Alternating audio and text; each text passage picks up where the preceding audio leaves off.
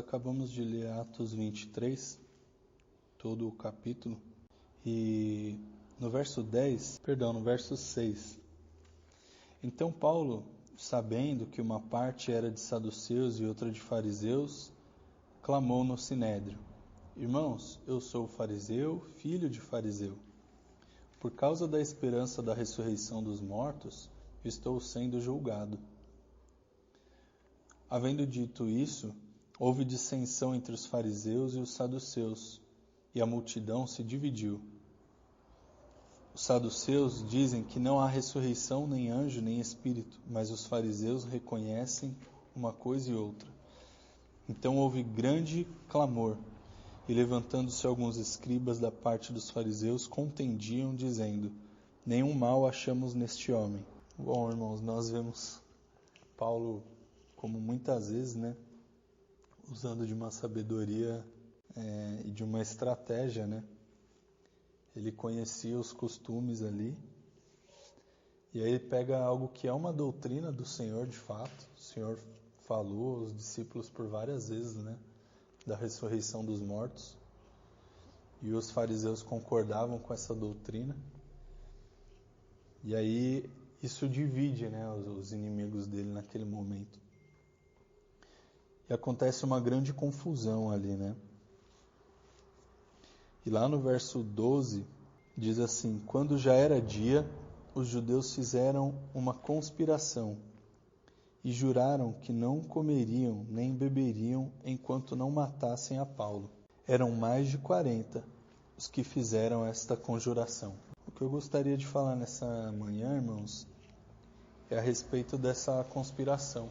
Para nós fazermos uma reflexão a respeito de que Jesus nós temos pregado. Muitas vezes nós pregamos o Senhor como um Deus bondoso, misericordioso, gentil. Às vezes a nossa pregação apresenta um Deus quase fofo, Que Deus fofinho. Mas, e o Senhor realmente é bom, Nós sabemos disso. Se há alguma bondade, sem dúvida veio do Senhor. Ele é a própria bondade. Mas o que eu quero dizer é que quando nós pregamos o Evangelho, e lá no início do livro de Atos, a gente já começou a reparar essas coisas, No início a igreja teve alguma aprovação ali da vizinhança, Mas rapidinho mudou o cenário, Muito rápido as pessoas começaram a perseguir a igreja. Mesmo sabendo mesmo tendo um testemunho fiel, porque alguns cristãos hoje, eles podem dizer, e nós vemos as pessoas dizendo isso: as pessoas não te respeitam porque o seu testemunho não é fiel. Como se nós fôssemos ganhar glória agora pelo que fazemos ao Senhor. E do mundo ainda mais. Mas não é assim, Então nós vemos essa mudança de cenário. E aqui é mais uma das vezes, em que Paulo... nós estamos, se eu não me engano, desde o capítulo 21,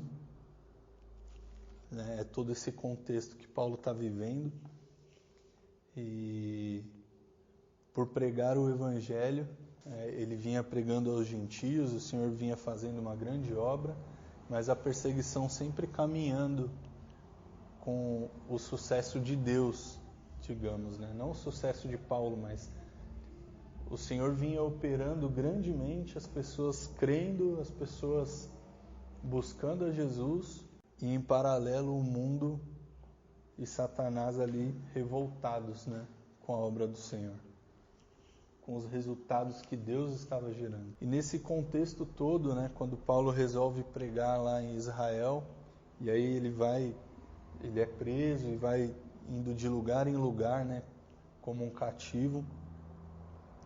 Nesse momento, novamente, nós vemos ali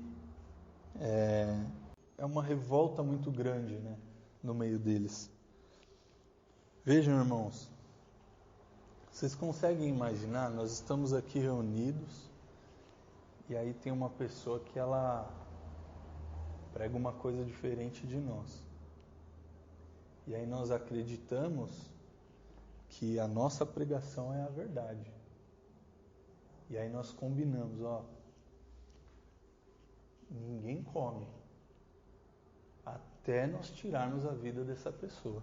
Irmãos, é uma coisa terrível. Às vezes nós lemos correndo e não percebemos o nível da maldade, o nível da perversão da mente daqueles homens, julgando agradar a Deus. Então, julgando estarem agradando a Deus, eles fazem um juramento sob pena de maldição. Nós vimos algumas versões, né? Os irmãos estavam lendo em conjunto, anátema, né? Na minha, a tradução é mais explícita, sob pena de maldição, matar a Paulo. Então, a questão é essa. Que Jesus nós temos pregado? Porque é muito estranho, irmãos. O Evangelho ele só pode ter dois resultados quando ele é pregado. Ou a conversão dos homens, ou o ódio deles, a repulsa deles. No mínimo, um afastamento. É a melhor reação que nós podemos conseguir de um ímpio que não creu em Jesus, pregando o verdadeiro Evangelho, é que ele se afaste de nós. E nós fazemos amigos no mundo, o que por si só já é estranho, e pregamos a esses amigos um Jesus fofo, como eu disse. Um Jesus bonitinho. Um Jesus amigão. E nos esquecemos de pregar o verdadeiro Evangelho. Irmãos, o verdadeiro Evangelho é lindo para os que creem, mas é loucura para o mundo. É uma ofensa para o mundo. Às vezes nos falta coragem, irmãos, de pregar o verdadeiro Evangelho. Gostaria de ler com os irmãos em Mateus 16. O 16. Aqui, irmãos, o Senhor havia perguntado para os discípulos, né? O que estão falando de mim por aí, né? Aí falam, olha, uns dizem que o Senhor é Elias, né? Que ressuscitou. Outros estão falando que o Senhor é um grande profeta. Tem vários boatos aí, Senhor. E aí no 16, no 15 é melhor, perguntou-lhes ele, e vós, quem dizeis que eu sou? Veja, irmãos, o Senhor não estava muito preocupado com o que os outros estavam pensando por aí a respeito dele. O Senhor Jesus nunca precisou de aprovação. Ele nunca teve essa necessidade. E no 16 vem a resposta de Simão. Tu és o Cristo, o Filho do Deus vivo. Então respondeu Jesus, bem-aventurado és tu, Simão Barjonas, pois não foi carne e sangue que te revelou, mas meu Pai que está nos céus. Irmãos, nós não pregamos um Deus fofinho. Nós pregamos o Filho de Deus, o Todo-Poderoso. Hoje na mesa do Senhor, nós falamos muito sobre as maravilhas do Senhor e a sua ressurreição. Aquele que vive, não um Deus de madeira, não um Deus que é só Espírito, mas o único Deus que em toda a história da humanidade e antes da existência da humanidade era e será. O único Deus que é carne, sangue, ossos, mas que também é eterno. Esse é o nosso Deus, irmãos. E o Evangelho é que Ele morreu na cruz por nós, nos livrando das trevas, do inferno, dos nossos próprios pecados, ressuscitou ao terceiro dia, como vimos hoje e celebramos isso hoje, e vive ainda hoje, irmãos. O Evangelho é o que Paulo estava dizendo. Nós, os que formos primeiro, os que estivermos mortos, ressuscitaremos primeiro e subiremos. E depois os vivos. Esse Evangelho que Paulo estava pregando cria repulsa nas pessoas. Ora, então, se temos amigos não crentes, irmãos, devemos amá-los de verdade. Devemos pregar a verdade, sob pena de ter menos amigos. E que o Senhor faça a sua obra, irmãos. E dentre alguns desses que ouvirem o Evangelho, possam sair alguns salvos. Nós vemos todo aquele alvoroço, irmãos. Aí chega um moço, né? Nós lemos, chega um moço e avisa lá o responsável, o comandante, fala, olha, já está tudo combinado. Chama ele de canto, né? Vão matar Paulo. Está tudo combinado. Eles vão pedir uma nova audiência, como se quiserem perguntar mais algumas coisas aí, pesquisar melhor se ele está certo ou não, se ele feriu alguma lei ou não, mas não tem nada disso. A sentença já foi dada. E não vão esperar a lei de César. E eles querem executar a sentença. Então, a gente vê a descrição lá em Atos. Esse comandante, ele separa uma tropa enorme. Eu não sei quantos lanceiros, cavalaria, infantaria. Eram 40 homens. Ele falou, não, eu vou garantir a segurança desse cidadão romano. Tudo providência do Senhor, irmãos. Porque Paulo ainda tinha que continuar a carreira da fé. Ele ainda tinha que pregar em outros lugares e por mais algum tempo. Então é a respeito disso que eu queria refletir, irmãos, nessa manhã. Que Jesus nós temos pregado. O Senhor é bom, é amoroso, misericordioso, mas Ele é justo, bravo, fiel, poderoso, onipotente, onipresente. E a palavra diz que Ele virá e fará justiça. E nós, irmãos, por causa do amor e da sua graça, eleitos desde a fundação do mundo, seremos justificados sem merecer nada.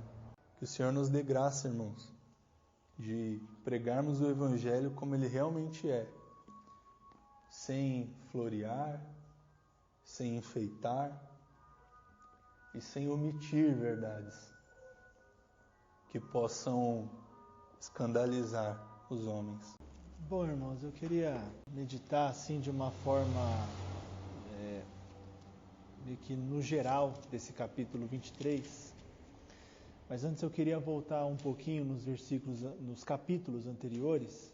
Na verdade, só mencionar, só para a gente refrescar a memória, que aqui Paulo está preso. Eu até comentei isso ontem na mensagem, mas é bom frisar de novo. Paulo aqui está preso. Mas antes disso, Paulo, no capítulo 19, ele teve a decisão de ir para Jerusalém. Ele decidiu no seu íntimo, vou para Jerusalém. E o objetivo dele, ir para Jerusalém, era pregar o Evangelho em Jerusalém, aos fariseus, aos seus compatriotas, a todos aqueles que praticamente mataram o Senhor, que Paulo fazia parte deles. Ele queria pregar o Evangelho para eles. Isso nós vemos no capítulo 19, ele decidido ir para Jerusalém. Quando ele decide ir para Jerusalém, ele se reúne com os irmãos, e os irmãos falam pelo Senhor, falam, Paulo, não vá.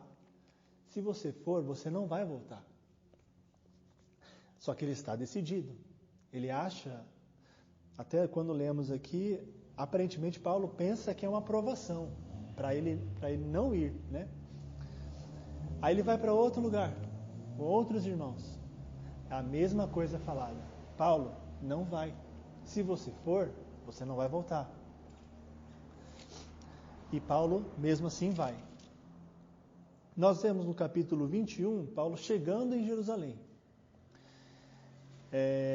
Os irmãos tentam armar alguma coisa para que Paulo não fosse visto, para que Paulo não fosse reconhecido. Eles tentam fazer uma tramóia, né? Talvez digamos assim.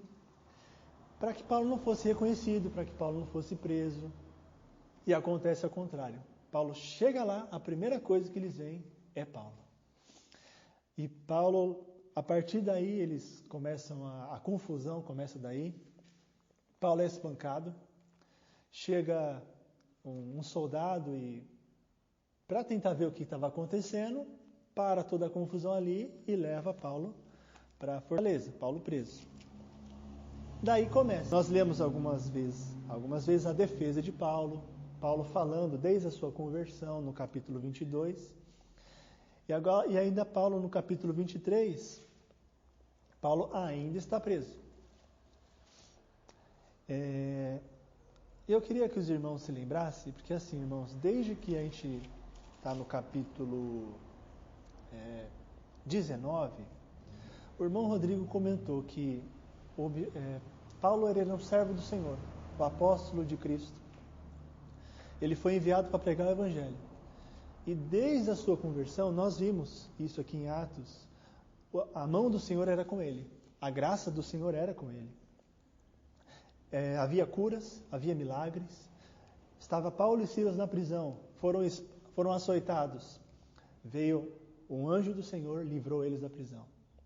Quando eles estavam na prisão, o carcereiro creu no Senhor. Onde eles estavam, criam no Senhor. A obra do Senhor era muito frutífera na vida de Paulo. E é exatamente o que a gente não vê aqui, irmãos. Do capítulo, quando ele chega em Jerusalém, até antes, nós não vemos ninguém crendo. Nós não vemos nenhum milagre. Nós não vemos Paulo tendo nenhuma visão. Nós não vemos Paulo realizando nenhum milagre. Nós não vemos o Senhor falando com Paulo diretamente. E Paulo está preso. Eu até falei ontem, Paulo não tinha aqui nenhum irmão do lado. Silas não estava aqui com ele. Timóteo não estava com ele. Ele estava sozinho na prisão. Talvez ele estava se sentindo até abandonado e desanimado, porque nós vemos no versículo 11, o Senhor pondo-se ao lado dele, disse, coragem. Um homem preso, sozinho. A gente pode perguntar, vocês lembram que a gente leu? Eu comentei aqui que eles tinham tramado uma coisa para que não reconhecessem Paulo. Isso está no capítulo 21. Foi Tiago que tentou armar alguma coisa para que ele não fosse reconhecido. Isso foi Tiago, em Jerusalém. Aí eu pergunto para os irmãos, no capítulo 23, cadê Tiago, irmãos? Cadê os irmãos que ajudaram a Paulo a fazer toda aquela trama? Não tem ninguém aqui. O apóstolo de Cristo, aquele que por meio dele o Senhor fez muitos milagres, muitos creram, aqui não há nenhuma crença, aqui não há nenhum milagre, nenhuma mão do Senhor operando. Mas eu queria que os irmãos se lembrassem de Noé. Quando o Senhor diz para Noé fazer a arca, nós sabemos que demora muitos anos para fazer a arca. E a palavra do Senhor diz que Noé era um pregador da justiça. E da mesma forma, com Noé, ninguém creu. É o pregador da justiça. E ninguém creu. Nós vemos também no livro de Esther. Nenhuma vez no livro de Esther o nome de Deus é mencionado. O povo do Senhor, Israel, se sentia esquecido pelo Senhor. Se sentiam abandonados pelo Senhor. Porque eles se lembravam da promessa do Senhor, que o Senhor iria resgatá-los, e o Senhor iria trazer o Messias. Só que eles estavam se sentindo abandonados, porque nada acontecia. Só que aí que eu quero lembrar, irmãos, que ainda que nós não vejamos a mão do Senhor, ainda que nós nos sintamos sozinhos e abandonados, a mão do Senhor ainda continua a operar. Nós podemos não ver, mas o Senhor continua ali. E é magnífico quando nós vemos em meio a tanta dificuldade, problema e tanta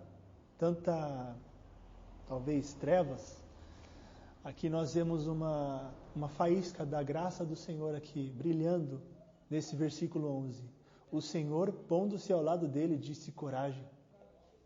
E o mais impressionante, irmãos, que o Senhor continua, pois do modo porque deste testemunho a meu respeito em Jerusalém. Assim importa que também o faças em Roma. No capítulo 9 de Atos, nós vemos isso que o Senhor disse para Paulo assim, que ele ia ser um instrumento, que ele iria sofrer pelo nome do Senhor. Ele iria ser um testemunho do Senhor. E aqui o Senhor confirma isso novamente.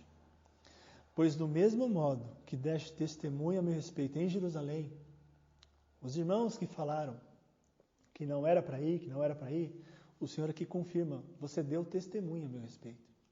E do mesmo modo, importa que você vá também para Roma. Isso é muito lindo, irmãos. Porque nós podíamos pensar, cadê o Senhor? Paulo está fazendo tudo errado. Ele desobedeceu os irmãos. Ele foi, mesmo assim, mesmo sendo avisado, ele foi. Mas é impressionante que, ainda que nós erramos, ainda que nós cometamos muitos pecados, o Senhor transforma aquilo em bênção. Ainda que nós erramos muitas vezes, o Senhor faz das trevas raiar a luz. E nós vemos a luz raiar aqui. Algo que eu quero frisar também, como Paulo dá testemunho, porque nós muitas vezes, isso é uma aplicação para nós, quando nós nos sentimos sozinhos e abandonados, pensamos que fomos abandonados pelo Senhor, nós desistimos. Nós desistimos de nos reunir, desistimos de ler a palavra, desistimos de orar. Nós começamos em decadência total. Quando nós nos sentimos assim. Mas aqui Paulo, ele não decai, ele continua. Nós podemos ver aqui, quando ele começa falando no Sinédrio, ele diz, varões, tenham andado diante de Deus com boa consciência. E o sacerdote fala para bater nele. E quando ele soube que era um sacerdote, Paulo não precisou ser exortado. Paulo, você errou, você é assim, assim, assim, não. Ele mesmo se condena. Ele diz aqui, respondeu Paulo, mesmo Paulo, não sabia, irmãos, que ele era sumo sacerdote, porque está escrito, não falarás mal de uma autoridade do teu povo. Esse é o testemunho do Senhor. Ele não abandona a palavra do Senhor, ele lembra da palavra do Senhor e ele mesmo se condena. Eu errei. E ele, na frente de todo mundo, ele se condena. Tamanho é o testemunho do servo do Senhor, ainda que ele se sinta sozinho e abandonado. Ele continua testemunhando o nome do Senhor, pregando o nome do Senhor. Eu queria agora falar um pouco sobre essa mão do Senhor, a providência do Senhor aqui. Como eu disse, nesse versículo 11, o Senhor disse para ele coragem. Se nós fôssemos Paulo, talvez nós pensaríamos, agora sim.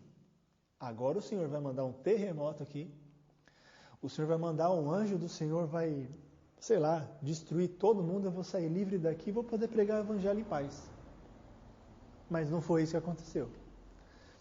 É dito aqui, irmãos, que como o Rodrigo comentou, uma conspiração de mais de 40 pessoas para matar Paulo. Talvez Paulo até se lembrou dele mesmo indo para Damasco, com um monte de soldado conspirando para capturar, prender e matar os irmãos.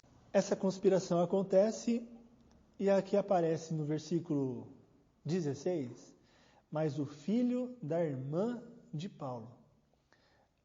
E quando a gente lê isso, a gente pensa, mas eu nem sabia que Paulo tinha irmã, e muito menos que a irmã dele tinha filho, que ele era tio, né? Ele tinha sobrinho. E o Senhor usa as menores coisas, a coisa que a gente menos espera, para nos trazer bênção, nos trazer salvação, e como nós vemos aqui, trazer libertação de Paulo. Porque esse sobrinho de Paulo, um jovenzinho, foi quem ouviu a conspiração. E ele que avisou. Aí nós, como eu disse no começo, nós poderíamos pensar, agora a mão do Senhor vai agir, vai mandar alguma coisa. Não. O Senhor usa os soldados, os mesmos que prenderam Paulo. Usa os soldados para proteger Paulo. Esses soldados são os que protegem Paulo dessa conspiração. Esses soldados protegem Paulo dos fariseus, dos saduceus, para ele não ser espancado e morto. E é aí que nós vemos a mão do Senhor, irmãos. Ainda que nós, como eu disse, ainda que nós não vejamos a mão do Senhor, o Senhor continua lá. O Senhor continua, como nós lemos aqui, pondo-se ao nosso lado, dizendo: coragem, continue, testemunhe. Da mesma forma que você testemunhou aqui, você vai testemunhar lá em outro lugar.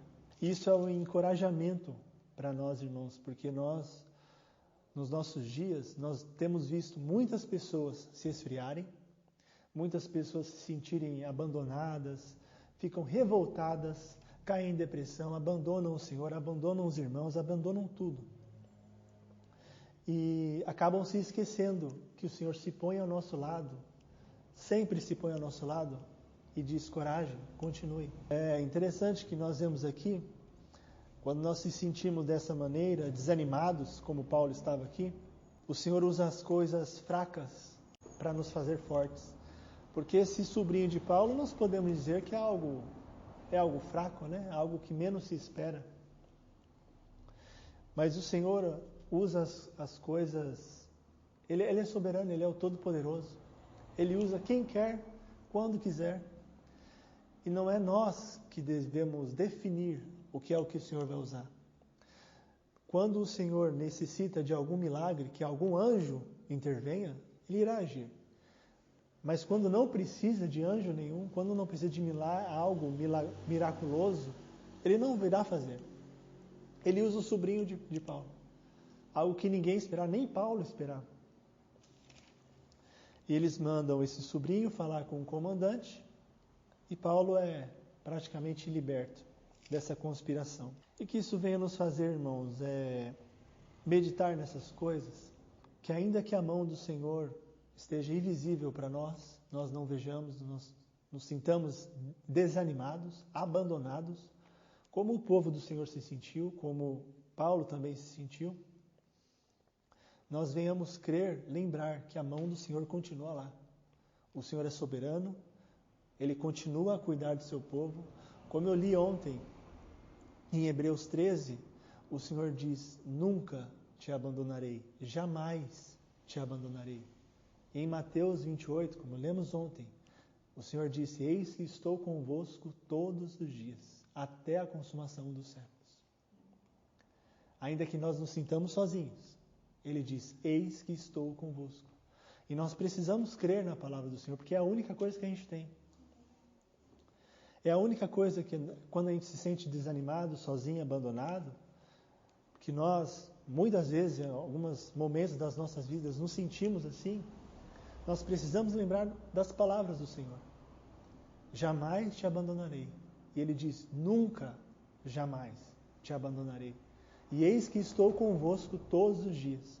E nós vemos aqui o Senhor pondo-se ao lado de Paulo. E disse: coragem.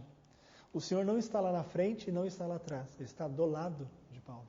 Ele se pôs ao lado dele. E que isso venha a ser um encorajamento para nós, irmãos.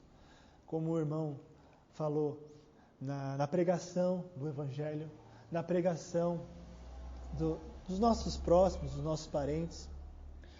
Eu quero lembrar, como eu disse de Noé, como eu disse do livro de Esther, nós podemos nos lembrar também um profeta do Senhor que pregou a sua vida toda, e ninguém creu. Esse profeta, o nome dele é Jeremias. Nós podemos ver no livro de Jeremias, o Senhor o chamou, jovenzinho, para pregar o Evangelho, para pregar a palavra do Senhor. E ninguém creu.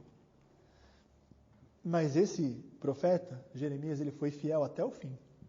E o que o Senhor requer de nós não é quantidade, não é quantidade de pessoas que creem, mas o Senhor quer que a gente seja fiel, seja testemunho. Nós estamos aqui, nós estamos reunidos na mesa do Senhor, ainda que sejamos poucos, sejamos 2 ou 3 reunidos no nome do Senhor, mas que sejamos fiéis, que cumpramos e que demos testemunho diante do Senhor. Não para que os outros venham ver, para que os outros venham pensar, não, mas que venhamos fazer tudo pelo nome do Senhor. Nos lembrando que o Senhor sempre está conosco, que nunca, jamais nos abandonará. Amém. Irmão, só para complementar. O Senhor, Ele, como o irmão Bruno dizia, né? O Senhor tem as suas maneiras, né? Achei muito bonita a maneira que o Bruno expôs, porque o Senhor poderia ter arrebentado todas as cadeias, né? Como foi da outra vez. Os anjos apareceram, um terremoto, as cadeias se abriram. Mas o Senhor já estava tomando suas divinas providências, mesmo com coisas naturais. E para nós é fácil ver que foi a provisão do Senhor, porque nós já lemos a história toda, né? Nós sabemos que o Senhor o leva até Roma. Mas quando somos nós que estamos em situação difícil, nós não podemos ler o final da história. E nem podemos ver a mão do Senhor agir. Então é um consolo muito grande, irmãos, que nós venhamos meditar nisso. E eu acho muito bom esse compartilhar, porque eu falava a respeito da pregação, de nós sermos fiéis em pregar a palavra do Senhor como ela realmente é. E nós não combinamos nada, não estudamos juntos, e uma coisa complementa a outra. Então, nós podemos também, irmãos, estar confiantes de que o Senhor tem a sua providência tanto em todas as questões da nossa vida, e também no momento de pregar o Evangelho, quando nos falta coragem, ou quando nos dá um certo receio ou vergonha, que seja. Então, que o Senhor esteja conosco, irmãos, que nós estejamos de coração aberto, sabendo que Ele não nos abandona, que Ele nos diz: coragem, meu filho, abra a boca, ou coragem, meu filho, continue a caminhada, ainda que pareça não estar dando frutos, ainda que você não se sinta bem, saiba que a obediência é sempre melhor. É sempre melhor o permanecei em mim e eu permanecerei em vós. Amém, irmãos. Amém.